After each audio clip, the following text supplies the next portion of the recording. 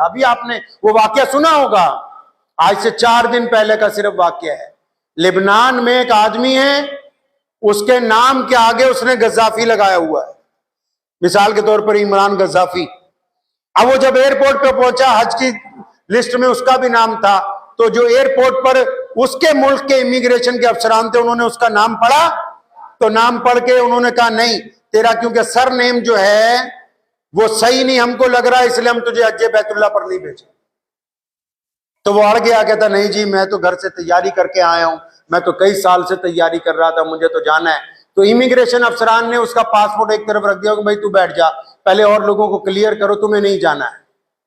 सारे हाजियों की इमिग्रेशन हो गई, सारे हाजी जहाज के अंदर बैठ गए, जहाज का दरवाजा बंद हो गया, जहाज रनवे पे चला गया, जहाज ने टेक ऑफ कर लिया, उड़ने लगा। वो वहीं बैठा हुआ है, घर नहीं गया। उसको कह रहे वापस चला जा, कहता नहीं मैं तो घर से हज के इरादे से आया हूं। 10 मिनट बाद जहाज के कैप्टन ने वायरलेस पर वापस उसको बताया, एयरपोर्ट वालों को, कि जहाज में कोई खराबी आ गई है, हम वापस आ रहे हैं। जहाज वापस आ गया, खराबी उसकी दुरुस्त हो गई। तो इमिग्रेशन वालों के दिल में बात आई, दिल नरम हो गया इनका। इन्होंने कैप्टन को फोन करके कहा कि भाई एक मुसाफिर रह गया था, उसको ले ले। तो कैप्टन क्या कहता है कि अब मैं जहाज का दरवाजा नहीं खोल सकता।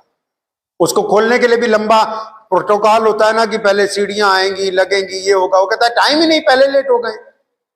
तो उसने कहा कि मैं दरवाजा नहीं खोल सकता।